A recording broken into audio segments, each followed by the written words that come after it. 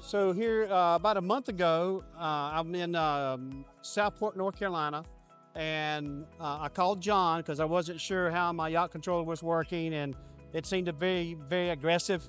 So I gave John a call. He basically got online, hooked him up to where he could do the different programming to get it to where it's adjusted like it should be instead of like what I thought it needed to be, because I'm not sure.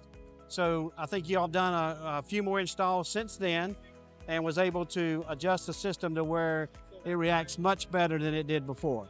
And it's done online, didn't really have to do anything. You came in, it was great. It took probably 15 minutes. It just works great. I mean, it's a great product. It does what it's advertised to do, and can't wait to get the global positioning set up on it here in a few months.